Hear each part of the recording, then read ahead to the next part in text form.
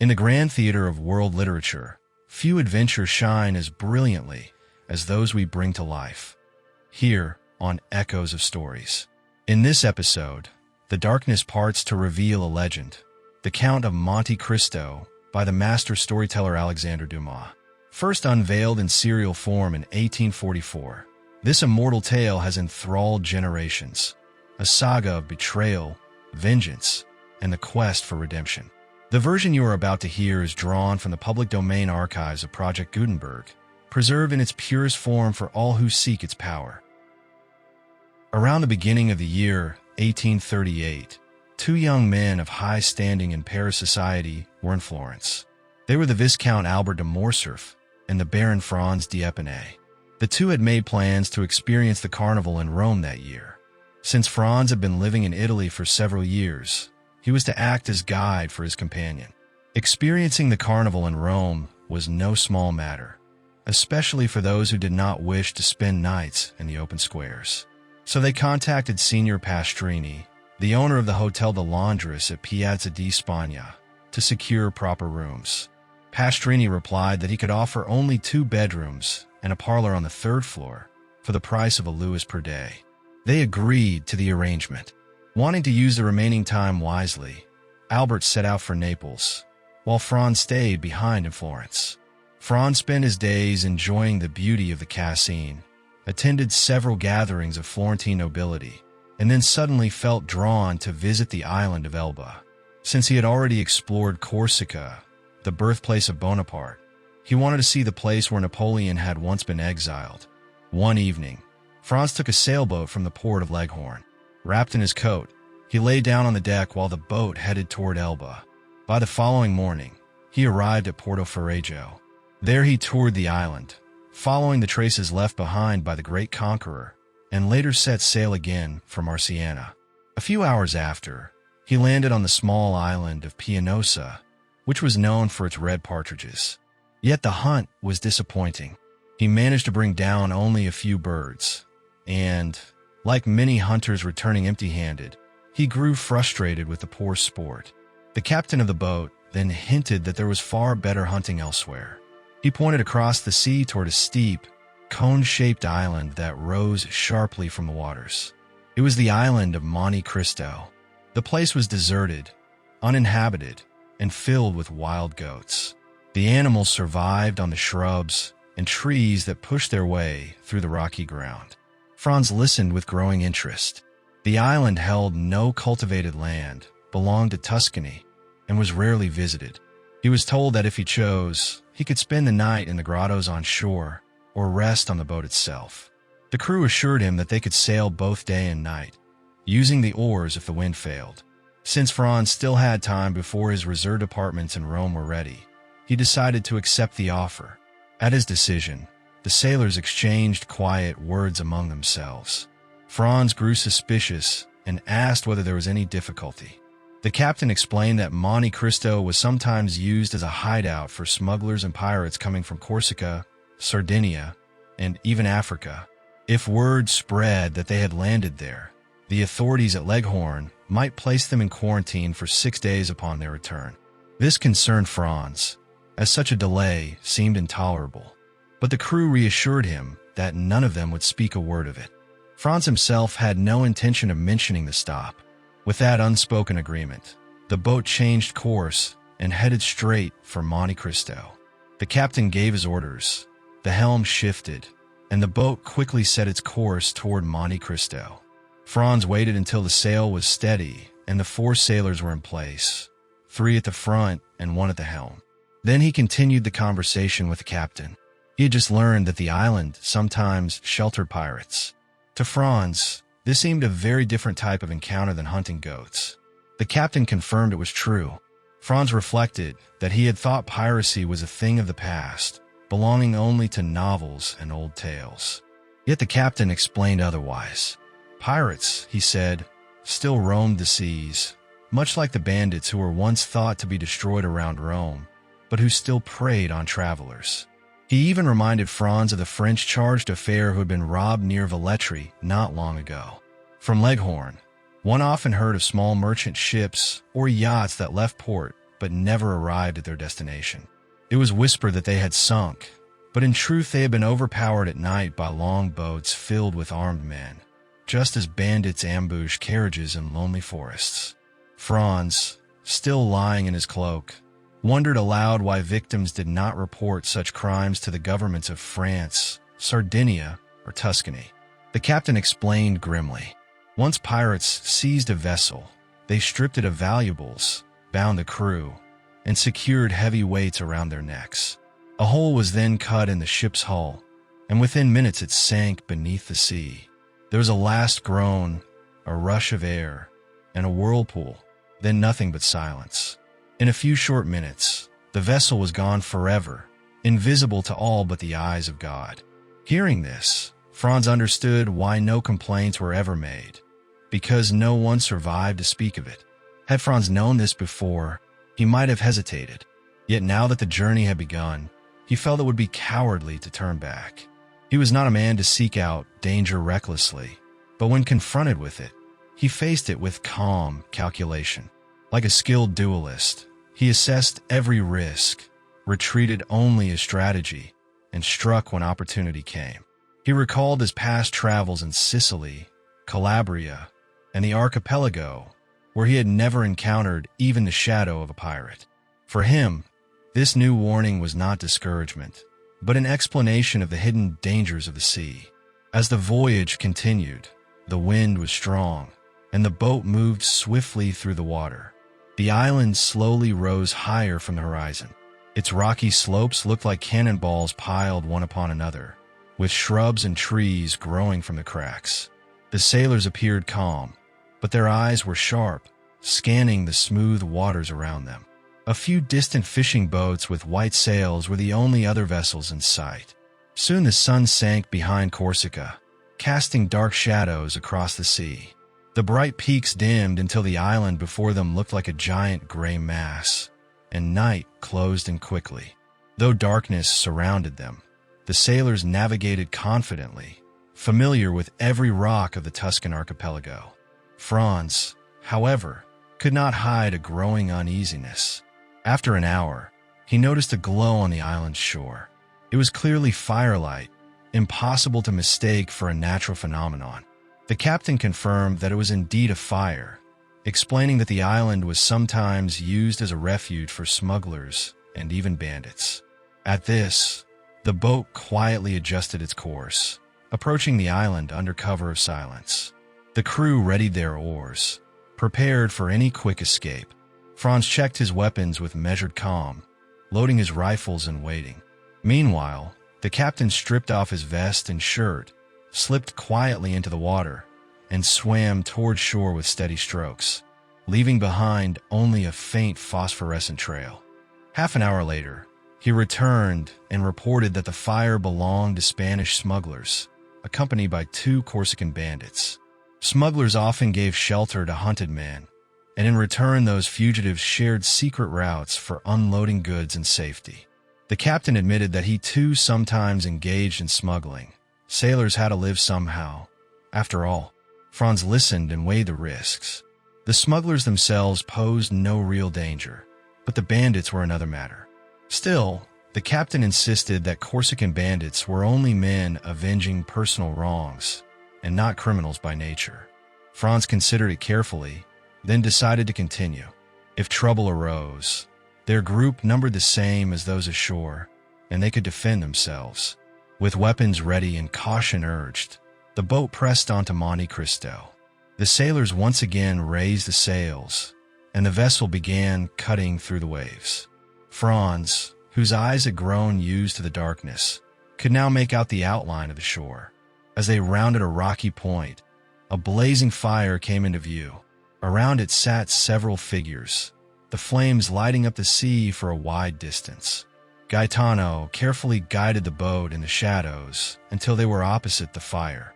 Then, steering boldly toward the center of the circle, he began to sing a fishing song, while the sailors joined in with the chorus. At the sound, the men by the fire stood up and moved toward the landing place. Their eyes watched the newcomers with suspicion, trying to judge who they were and why they had come.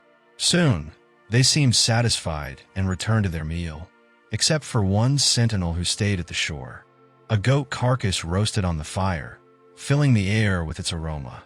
When the boat neared, the armed sentinel stood formally, calling out a challenge in Sardinian.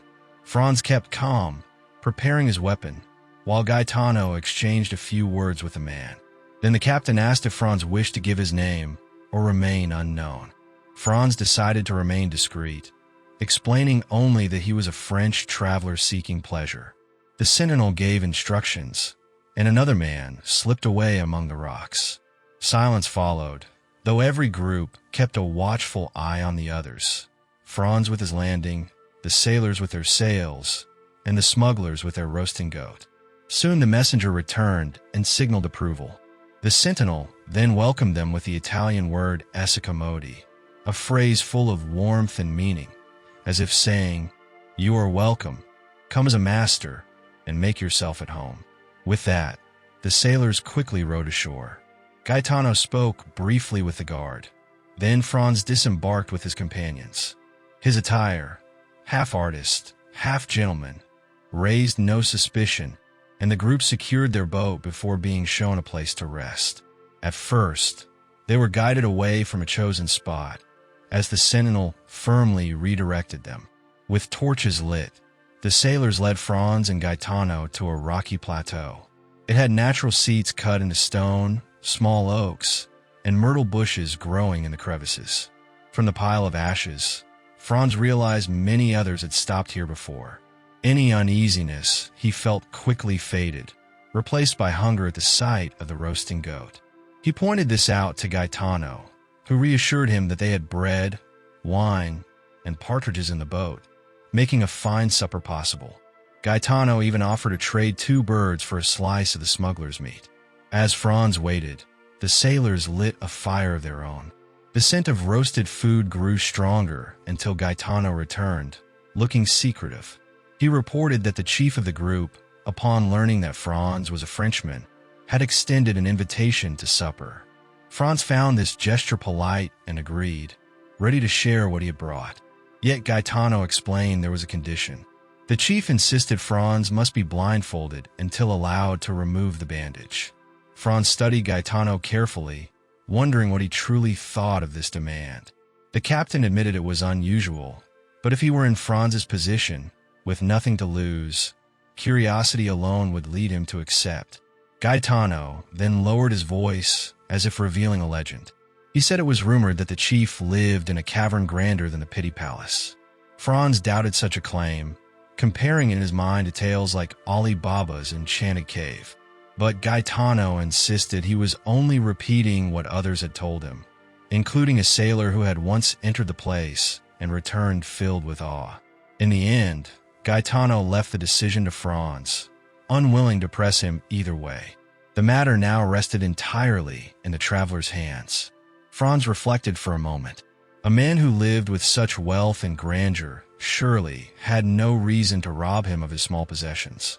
Thinking more of the promise of a fine supper than of danger, he accepted the invitation.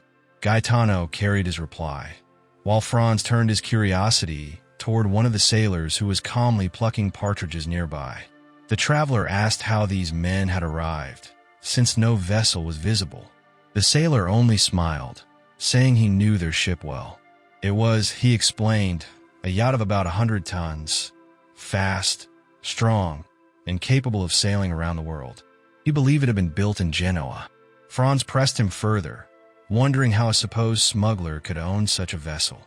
The sailor corrected him, saying the owner was not a smuggler, but a wealthy gentleman who traveled for pleasure. Franz noted how this account differed from Gaetano's, and the mystery of their host deepened.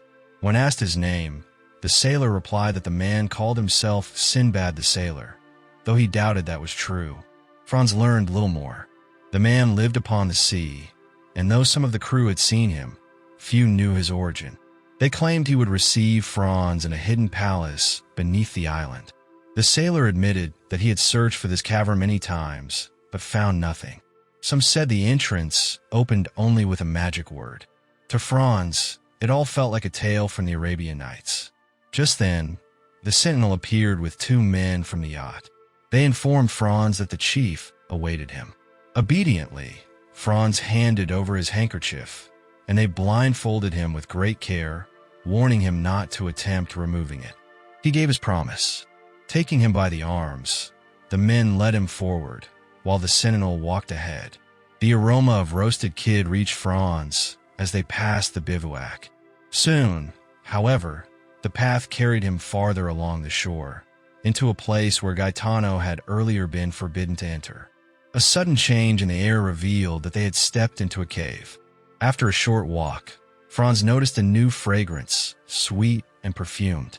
His feet sank onto a thick, soft carpet, and his guides released their hold. Silence followed. Then, a voice, speaking perfect French with a foreign accent, invited him to remove the bandage. Franz did not hesitate. He pulled away the cloth and looked upon his mysterious host. Before him stood a man of striking presence, perhaps 38 or 40 years of age, wearing the rich costume of Tunis. A red cap with a long blue silk tassel crowned his head. A black vest, embroidered with gold, matched wide crimson trousers and heavy gaiters of the same color, while a splendid cashmere girdle held a sharp, curved dagger. Yellow slippers completed his attire. His face, though unusually pale, was handsome and commanding. His eyes sparkled with intensity. His straight Greek nose and pearl-white teeth stood out sharply beneath a dark mustache. The pallor of his skin gave him an almost unearthly air, as if life itself had only half returned to him. What astonished Franz most, however, was the chamber itself. The entire room was lined with crimson brocade, embroidered with golden flowers. A divan filled one recess, above which shone a collection of Arabian swords with jeweled handles and silver sheaths. A Venetian glass lamp of exquisite shape hung from the ceiling, spreading a soft glow across a Turkish carpet so deep that one's feet sank into it. Rich tapestry covered the entrance behind him, as well as another doorway that seemed to lead into a brilliantly lit adjoining room. In that moment, Franz realized he had stepped into a world of splendor beyond anything he had imagined. The host allowed Franz a moment to recover from his astonishment, and in return, observed him steadily, without once averting his eyes. With calm dignity, the host expressed that the blindfold had been a necessary precaution, for the island was deserted most of the year, and if the secret of this retreat were revealed, his refuge would surely be disturbed. It was not the potential loss that concerned him, but rather the certainty he now enjoyed of being able to separate himself from all mankind at will. To ease the traveler's discomfort, he offered what one would hardly expect to find on such a remote shore, an agreeable supper and comfortable beds. Franz, who had often noted that enchanted palaces were entered with veiled eyes, felt no cause for complaint. The wonders he beheld reminded him of the Arabian Nights. The host lamented that if he had known of the honor of Franz's visit, he would have prepared more lavishly, yet assured him that all he had was freely at his guest's disposal. At that signal, a Nubian servant, dark as ebony and dressed in white, appeared from behind a tapestry, silently announcing that the meal was ready. The mysterious host then spoke of the awkwardness of conversing for hours without a name by which to address one another. Respecting the laws of hospitality, he asked not for Franz's true identity, but for any name by which he might have the pleasure of speaking to him. As for himself, he revealed that he was usually known as Sinbad the Sailor. Franz, enchanted by the setting, chose to be called Aladdin, remarking inwardly that it seemed as though some good spirit had transported him to the East. With graceful courtesy, Sinbad invited his guest to the dining room, leading the way himself. Upon entering, Franz found himself in another vision of splendor. The chamber was of marble, adorned with antique bas-reliefs of priceless worth. At each corner stood statues holding baskets that overflowed with fruit: pineapples from Sicily, Malaga pomegranates, oranges from the Balearic Isles, peaches from France, and dates from Tunis. The table was magnificently arranged. Among the dishes lay a roast pheasant garnished with Corsican blackbirds, a boar's ham with jelly, a quarter of kid with tartar sauce, a fine turbot, and a gigantic lobster. Smaller plates filled the spaces between, each offering rare delicacies. The dishes were of silver, the plates of delicate Japanese china. Franz rubbed his eyes, uncertain if he were awake or dreaming. Ali, the Nubian, served with such grace and precision that Franz could not help but silently admire his skill. The host explained with ease that the servant was a man who owed his life to him, and who remained devoted out of both gratitude and necessity, for he cherished his head and remembered who had saved it. At this, the loyal Ali approached, kissed the hand of his master, and stood quietly by. Observing this, Franz's curiosity grew stronger, and he wished to learn the story behind such a remarkable act of kindness. The host explained that the matter was quite simple. A man had been caught wandering too close to the harem of the Bey of Tunis, something considered unacceptable for someone of his race. As punishment, the Bey had ordered that his tongue be cut out on the first day, his hand on the second, and his head on the third. The host, who had long desired to have a mute in his service, learned the day the man's tongue was to be removed and went to the Bey with an offer. He proposed to trade a splendid double-barreled gun, which the Bey greatly desired, in exchange for sparing the man's life. The Bey hesitated, eager to see the punishment completed, but when the host added an English cutlass, the very one that had shattered the Bey's yataghan, the ruler agreed to forgive the remainder of the sentence. The condition was that the unfortunate man could never set foot in Tunis again, though the clause was meaningless, as the man grew so terrified at even the sight of Africa's shores that he would immediately retreat below deck until they were out of view. Franz listened quietly, reflecting on the mixture of cruelty and kindness in this tale. To shift the conversation, Franz remarked on his host's wandering life, likening it to the famous sailor's name he had assumed. The host admitted he had once made a vow, when he scarcely believed it could ever be fulfilled, and had taken others that he hoped to keep in time. His words were calm, though his eyes carried flashes of deep ferocity. When Franz suggested that he must have suffered greatly, the man seemed startled and demanded why such an assumption was made. Franz pointed out the evidence in his tone, his pallor, and the strange life he lived. Yet the host declared he was, in fact, the happiest of men, living like a pasha, free to move as he pleased, obeyed instantly by his attendants, and even at times dispensing his own form of justice, silent, swift, and without appeal. He claimed such a life was perfect freedom, so much so that one who tasted it would never again return to ordinary existence unless bound by some great purpose. When Franz hinted that revenge might be such a purpose, the unknown fixed him with a penetrating gaze and demanded why he thought so.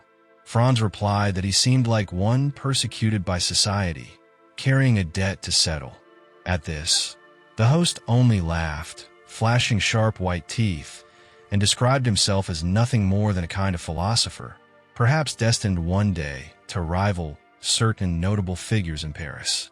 He admitted that he had never been there, though he intended to visit someday, depending on certain arrangements. Franz expressed a wish to be present then, to repay in some measure the lavish hospitality he had received. The host responded that he would enjoy the thought, though such a visit, if it happened, would almost certainly be made incognito. The banquet, it seemed, had been prepared almost entirely for Franz, since the host touched little of it. At last, Ali brought the dessert, taking the baskets from the hands of the statues and setting them on the table, along with a small silver cup covered with equal care. Franz's curiosity was aroused. He lifted the cover to find a greenish paste resembling preserved angelica, though unknown to him. Replacing the lid, he noticed the host smiling knowingly.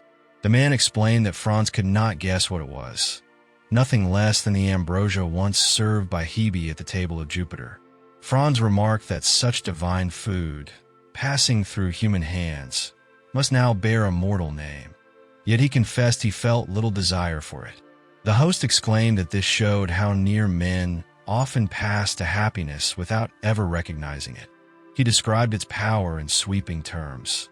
To one who worships gold, tasting it would open the minds of Peru, Gujarat, and Golconda. To one of imagination, It would dissolve the limits of possibility and set the spirit free to wander endlessly through realms of vision. To one who craved ambition and dominion, it would in a single hour make him king, not of a small nation, but of the universe itself, master of all creation without ever bowing to Satan. Was it not a tempting gift, he asked, when all it required was the simple act of tasting?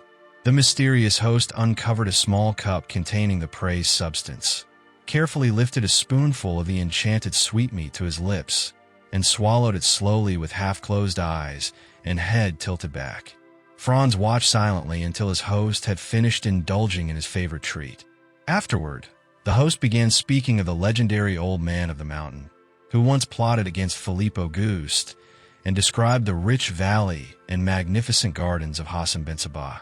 Within isolated pavilions of these gardens, chosen men were given a powerful herb that transported them into illusions of paradise, visions of eternal blossoms, ripe fruits, and enchanting companions.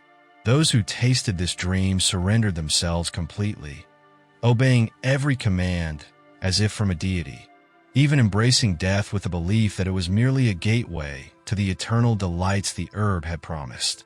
Franz recognized this substance as hashish, and the host confirmed it, declaring it the purest creation of Abu Ghor of Alexandria, worthy of a palace inscribed in gratitude to the dealer of happiness. The host urged Franz to judge its effects, reminding him that the senses must first struggle before yielding to its divine intoxication, until dreams replaced reality and the dream became life itself. Franz finally tasted a spoonful, though he admitted the flavor seemed far less agreeable than described. His host assured him that his palate was simply untrained for such sublimity, comparing it to how delicacies like oysters, tea, truffles, or even swallows' nests seemed strange at first, but later became beloved. He promised that after a week of indulgence, Franz would find nothing more delicate in flavor than hashish. With this, they moved to the adjoining chamber prepared for Franz. The room was round, richly adorned with a large divan encircling it, and layered with luxurious animal skins. Lion skins from Atlas, tiger skins from Bengal, panther skins from the Cape, Siberian bear skins, Norwegian fox pelts, and more, arranged so profusely that the floor felt like moss and the couch like the softest bed. Both men reclined on the divan, where elegant pipes with jasmine tubes and amber mouthpieces awaited them, each freshly prepared so no pipe need be smoked twice. Ali lit the pipes, served coffee, and quietly departed. A reflective silence followed, with the host absorbed in constant inward thoughts while Franz surrendered to the peaceful reverie brought on by fine tobacco. The coffee arrived, and Franz chose to drink it in the Turkish style, which the host praised as a mark of affinity with the Oriental spirit. The host spoke of his admiration for the East, declaring that only Orientals truly knew how to live. With a peculiar smile, he added that when his business in Paris was complete, he intended to return eastward to die, and if Franz ever wished to see him again, he would have to seek him in places such as Cairo, Baghdad, or Isfahan. Franz felt as though eagle's wings were springing from his shoulders, strong enough to carry him on a journey around the entire world within a single day. The hashish had clearly begun to take effect, for he sensed himself rising into realms beyond the human, watched over and protected, as if even a fall like Icarus would be gently eased. At that moment, Sinbad gave Ali a command in Arabic. Ali obediently withdrew, though he did not go far. Franz, meanwhile, underwent a strange transformation. Every trace of physical fatigue from the day and every mental burden brought by the evening's events seemed to melt away, just as happens in the first moments of sleep when one is still conscious enough to recognize slumber's approach. His body felt light as air, his perception sharpened, his senses seemed doubled in power, and the horizon itself widened. Yet this was no longer the ominous horizon of vague fears he had glimpsed earlier, but a vast and transparent expanse, blue like the ocean, glittering with the sun's brilliance, and perfumed with the summer breeze. Surrounded by the harmonious songs of sailors, notes so clear they could have formed celestial music. He envisioned the island of Monte Cristo. It appeared not as a menacing rock amid the sea, but as an oasis in a desert. As the boat approached, the melodies swelled, rising heavenward with enchanting mystery, as though a Loreley summoned a soul to her, or Amphion sought to build a city with music itself. The boat touched the shore with no effort and no shock, as gently as lips brushing lips, and Franz entered a grotto carried along by divine music. He seemed to descend several steps, breathing in air so fresh and balmy it might have belonged to Circe's cavern, air filled with perfumes that stirred dreams and fires that inflamed the senses. Once again he saw all that had appeared before sleep, his mysterious host Sinbad, the silent attendant Ali. But the vision grew faint, like the fading shadows of a magic lantern just before it goes dark, until at last he found himself again in the chamber of statues, illuminated only by a pale, antique lamp that watched over the night of pleasure. The figures stood before him: Phryne, Cleopatra, Messalina, statues of beauty, allure, and poetry, with eyes that enticed, smiles of passion, and hair flowing like rivers of gold. Then, gliding among them like a ray of light, appeared a pure figure, gentle, modest, angelic, a vision of chastity that bowed its head before those marble courtesans. Soon the three famed statues seemed to advance with looks of love, moving toward the couch where Franz lay. Their long tunics concealed their feet, their throats lay bare, their hair flowed like waves, and their gestures were irresistible even to gods, though saints might withstand them. Their penetrating glances charmed and held him as irresistibly as a serpent charms a bird. Powerless to resist, Franz felt himself yield beneath eyes that bound him in torture, yet filled his senses with sweetness like a kiss. At last his vision of modesty veiled itself entirely, and he fell into a dream of passion resembling the rewards promised by the prophet to the chosen. Statues of stone turned to lips of fire, breasts of ice became burning lava, and for Franz, surrendering for the first time to the drug spell, love became a sorrow and pleasure became torment. Flaming mouths pressed to his thirsting lips, cold arms like serpents coiled around him. The harder he tried to resist the unholy passion, the more completely his senses betrayed him, until, exhausted by the struggle, he yielded at last. Breathless, overwhelmed, and powerless, he sank beneath the kisses of those marble goddesses, abandoned to the full enchantment of his extraordinary dream. When Franz regained consciousness, he still felt as though he was drifting inside a dream. It seemed to him that he was lying in a sepulchre, where only a faint ray of sunlight penetrated in pity. Reaching out his hand, he touched cold stone, and then rose to his seat to find himself resting on his bornus atop a bed of dry heather, soft and fragrant. The vision had vanished, as if the statues he had seen were nothing more than fleeting shadows from a tomb that dissolved upon waking. He walked several steps toward the source of the dim light, and all the excitement of his dream gave way to the calmness of reality. He discovered that he was inside a grotto, moved toward the opening, and through a kind of fanlight he could see the shining blue sea and the clear azure sky. The air and the water glistened in the morning sun, while on the shore the sailors sat together, chatting and laughing. Just 10 yards away, the boat rested at anchor, swaying gently with the waves. For a time, Franz simply stood there, enjoying the cool breeze that touched his forehead and listening to the rhythmic sound of the waves as they dashed against the shore, leaving a lace of white foam along the rocks as bright as silver. At first, he had no thoughts, absorbed in the divine charm of nature, especially after such a strange and fantastic dream. But gradually, the calm and purity of the scene reminded him of the illusory nature of his vision and slowly reawakened his memory. He recalled his arrival on the island, the introduction to a smuggler chief, the magnificent subterranean palace filled with splendor, the superb supper, and the spoonful of hashish.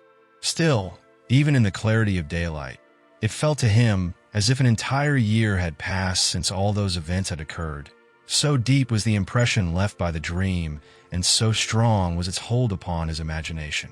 Every so often he fancied he could see one of the shadowy figures from that vision among the sailors on the rocks, or swaying gently aboard the vessel, their looks and kisses still haunting him.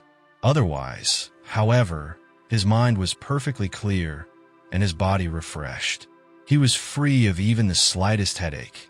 In fact, he felt lighter, more capable of breathing in the pure morning air and savoring the bright sunshine than ever before. With cheerfulness, he approached the sailors, who immediately rose upon seeing him, and soon received word that Senior Sinbad had sent his compliments and regrets, apologizing for not being able to bid farewell in person since important business called him to Malaga. Franz realized that this man indeed existed, a host who had received him royally on the island and then departed while he slept. Gaetano pointed out a small yacht sailing southward toward Corsica, and when Franz adjusted his telescope, he could clearly see the mysterious stranger standing at the stern with a spyglass in hand, still dressed as he had been the previous evening, and waving a handkerchief in farewell. Franz returned the gesture, and a moment later a puff of smoke rose gracefully from the yacht's stern, followed by the sound of a faint report. It was Sinbad's farewell salute. In response, Franz raised his carbine and fired into the air, though he knew the sound would never carry across such a distance. Afterward, Franz ordered a torch to be lit, intending to search for the entrance to the hidden apartment. Gaetano provided it willingly, remarking that he had often had the same idea himself, but had always abandoned the search. With Giovanni lighting a torch and handing it to him, Franz entered the subterranean grotto, Gaetano following behind. He immediately recognized the place where he had awoken, with a bed of heather still there. But though he carried his torch around the entire surface of the grotto, he discovered nothing. Traces of smoke on the walls suggested that others before him had tried the same thing, also in vain. He examined every fissure with the blade of his hunting sword and pressed against every projection in hopes of finding a passage, but the granite wall remained as unyielding as the future itself. After 2 hours of fruitless effort, he gave up, and Gaetano merely smiled. By the time Franz returned to the shore, the yacht had already become a small white speck on the horizon, barely visible even through his glass. Reminded of his original purpose on the island, Franz took up his fowling piece and hunted goats. Within a quarter of an hour, he killed 1 goat and 2 kids, though the animals, nimble and wild as chamois, seemed too similar to domestic goats for him to consider them true game. His mind, however, was elsewhere, irresistibly drawn back to the grotto, and after telling Gaetano to roast one of the kids, he returned there for a second, longer search. When he finally came back, the roasted kid and the meal were ready, and he sat down to eat in the same place where his mysterious host had dined with him the night before. From there, he saw the little yacht still sailing gracefully, now resembling a seagull gliding toward Corsica. He remarked to Gaetano that instead of sailing to Malaga, the vessel seemed to be heading toward Porto Vecchio. Gaetano reminded him that 2 Corsican brigands had been part of the crew, and Franz concluded that the stranger was dropping them off. Gaetano confirmed this, adding that the man was known to fear neither God nor Satan and would readily go 50 leagues out of his way to help a poor soul. Franz noted that such services might bring him into conflict with the authorities of the countries where he operated, but Gaetano only laughed, explaining that the stranger cared nothing for such things. With his yacht as fast as a bird, outpacing any frigate, and with friends awaiting him on every shore, he had little to fear. It became perfectly clear that Senior Sinbad, the host of Franz, was on excellent terms with smugglers and bandits across the entire Mediterranean coast, which granted him exceptional privileges. Franz, however, had no further reason to remain at Monte Cristo. He had lost every hope of uncovering the secret of the grotto. After finishing his breakfast, he boarded his boat, which was already prepared, and soon they were underway. As the boat began its course, the yacht disappeared into the Gulf of Porto Vecchio, erasing the last visible trace of the previous night. Supper, Sinbad, hashish, and the statues all faded into nothing more than a dream. The boat sailed through the day and night, and by the next morning, as the sun rose, Monte Cristo had vanished from sight. When Franz finally set foot on shore again, he allowed himself, at least temporarily, to forget what had just happened. He completed his personal matters in Florence and thought only of how to rejoin his companion, who was waiting for him in Rome. On Saturday evening, Franz arrived at the Place de la Douane by mail coach. Since an apartment had been reserved earlier, he only had to make his way to Signor Pastrini's hotel. Yet the task proved difficult because the streets were overcrowded with people, and Rome was alive with the feverish murmur that always announced great events. In Rome, there were 4 such major events each year: the Carnival, Holy Week, Corpus Christi, and the Feast of St. Peter. For the rest of the year, the city remained in a dull, apathetic state, like a resting place between life and death, full of poetry and grandeur. Franz had already visited 5 or 6 times and found it more marvelous with each return. Eventually, he forced his way through the swelling crowd and reached the hotel. His first inquiry was met with the brusque refusal that no rooms were available at the Hotel de Londres. He then sent his card to Signor Pastrini and asked for Albert de Morcerf. This succeeded, as Pastrini himself came to apologize, scolded the waiters, and hurriedly led Franz toward Albert.